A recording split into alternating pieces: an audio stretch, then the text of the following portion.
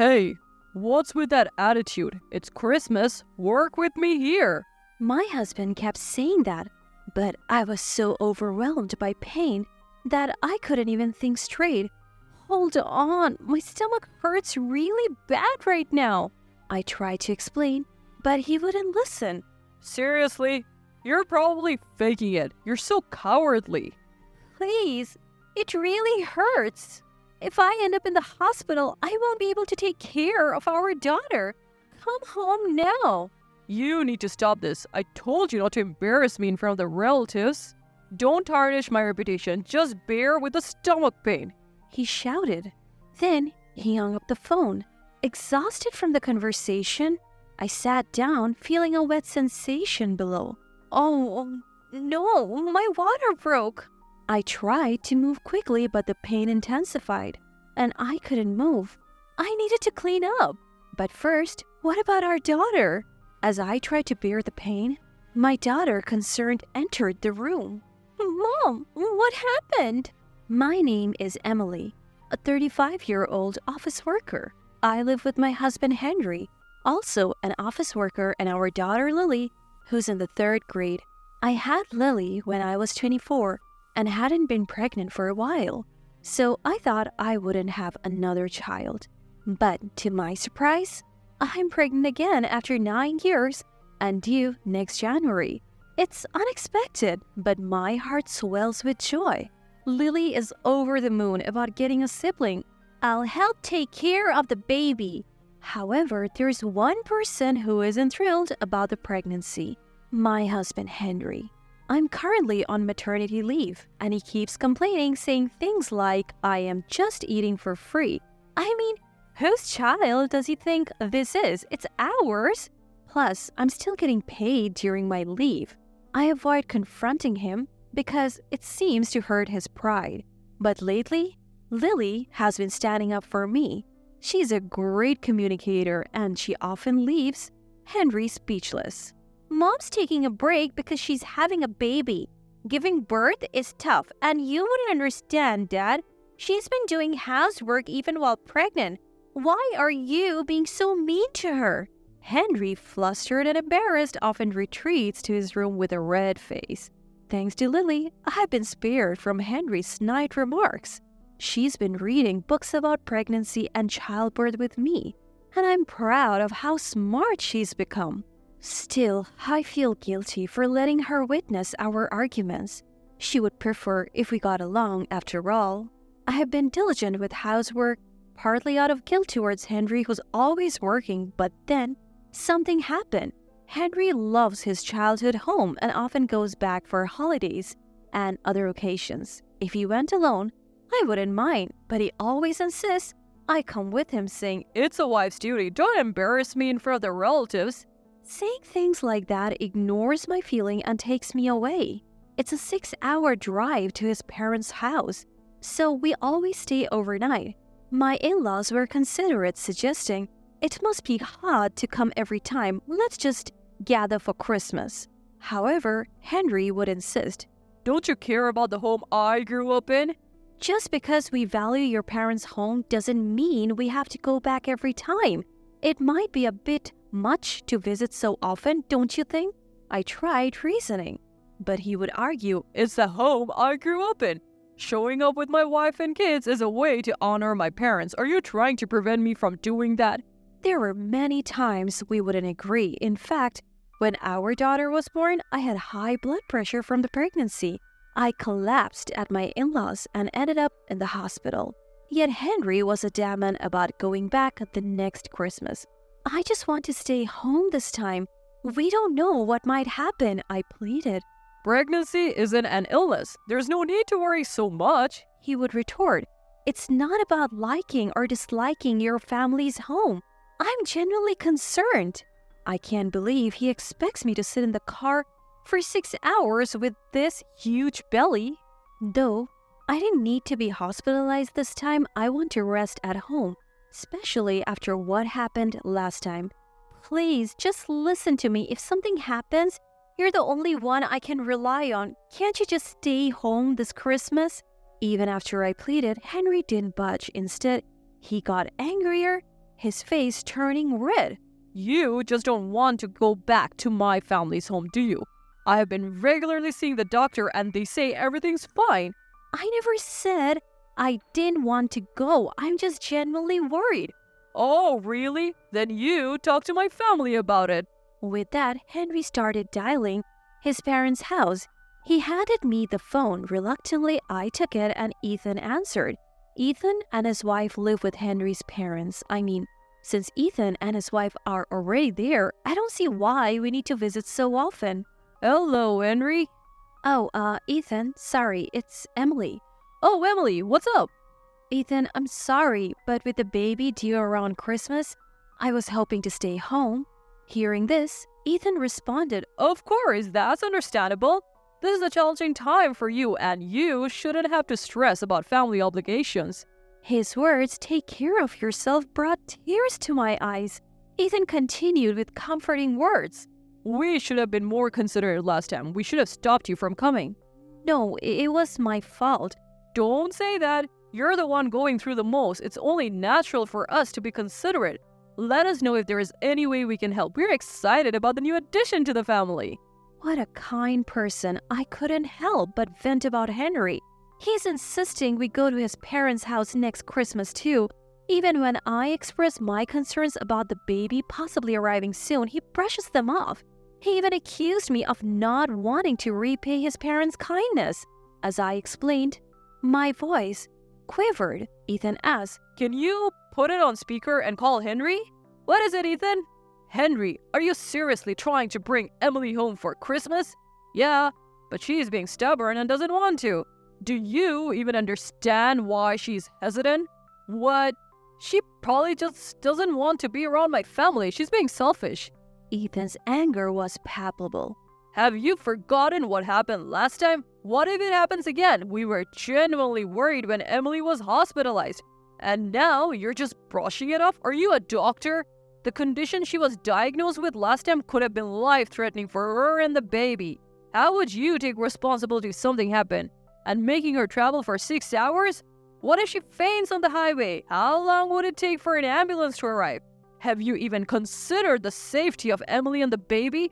Prioritizing Christmas at our place over the birth of your child is something even a child would understand. It took Ethan's stern words for Henry to finally calm down. Looking at Henry, his face had gone pale. It's unbelievable that he needed such a strong wake-up call.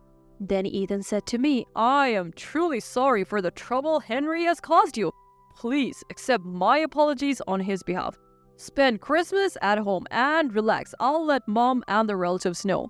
After the call, Henry, looking embarrassed, muttered, Ethan worries too much. From now on, I'll consult Ethan whenever Henry gives me trouble. Despite the earlier drama, thanks to Ethan's intervention, I spent the early days of December in peace. But as Christmas approached, Henry began grumbling about not going to his parents' house. Then came Christmas Eve. After finishing the cleaning and Christmas preparations, my daughter and I were relaxing. Suddenly, Henry said, I need to buy something, and left in the car in the afternoon. Night came and he still hadn't returned.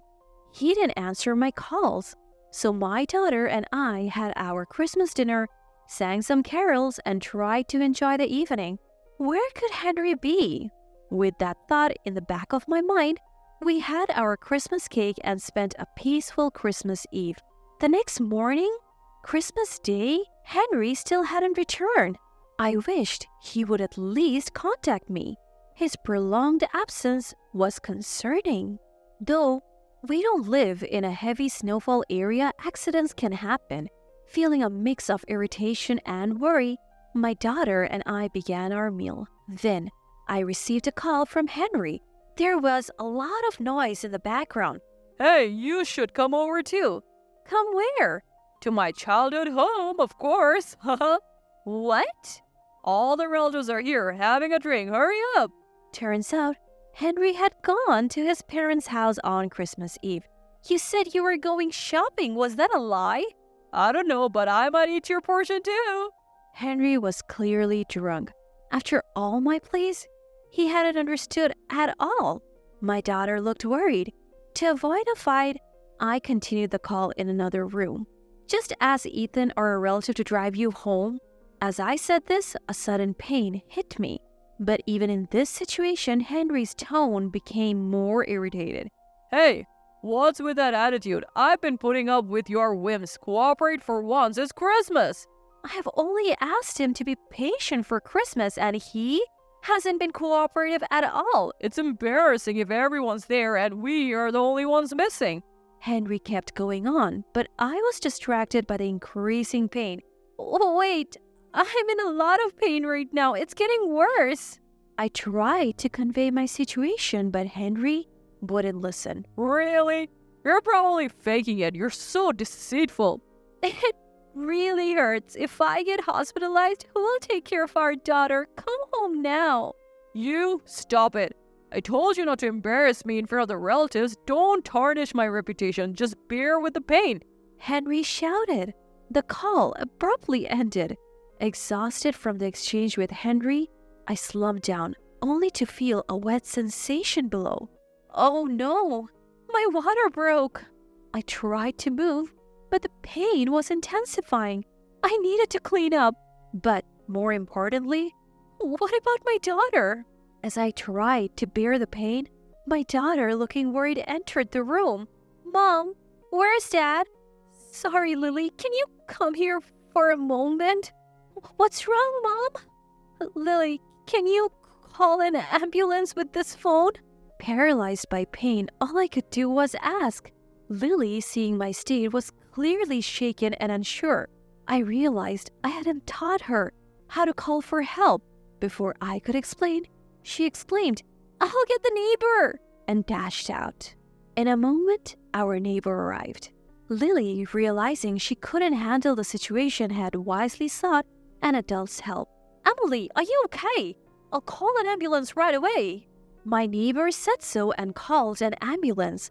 I had never been more grateful for a good relationship with our neighbors. Lily held my hand and comforted me. While waiting for the ambulance, the neighbor contacted my parents. Finally, the ambulance arrived, and I gave birth later that day. The next day, my parents arrived at the hospital. Though a bit premature, it was a healthy baby boy. I tried contacting Henry, but he was unreachable and nowhere to be seen.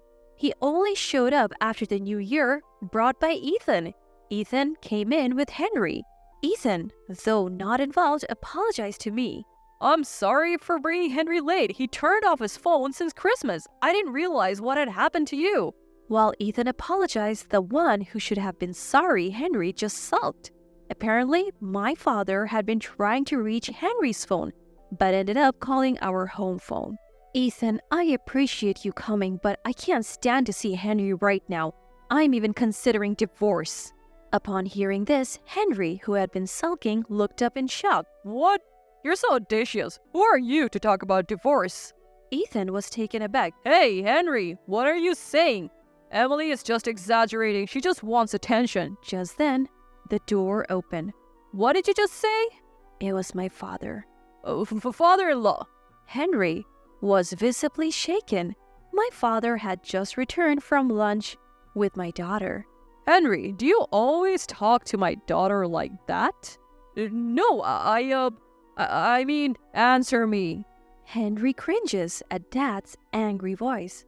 My daughter was in so much pain and you accused her of faking it? After seeing her now, can you still say that? Enough. She will recover at my house for a while and you won't see her or the baby. Got it? But... Henry seemed to finally grasp the gravity of his actions.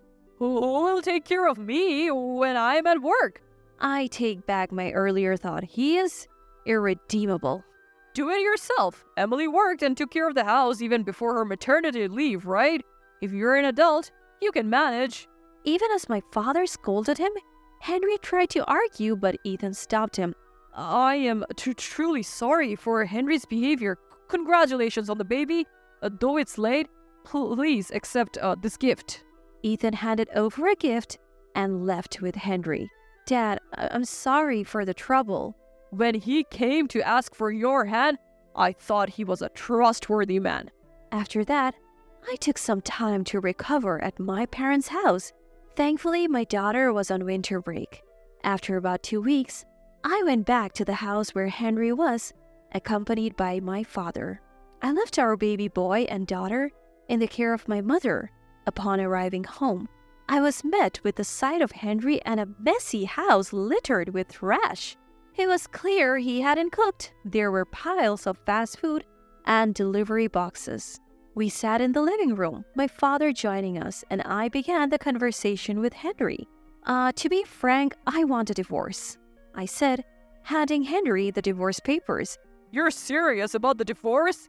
Henry, can't you even thank or acknowledge me for giving birth? Oh, what?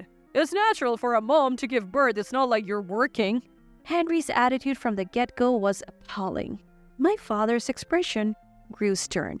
Henry continued with his nonsensical remarks. So, the baby's a boy. Then I don't want a divorce. I've always wanted a son. I'll raise him to be a baseball player. Didn't Ichiro become a star because he practiced with his dad? I want to do that. I was speechless. What did he think of his own child? I don't think Ichiro's dad thought of his son as a tool like you did. Before I could respond, the living room door burst open. I tried to wait patiently, but I can't stand listening to this nonsense anymore. It was my mother-in-law.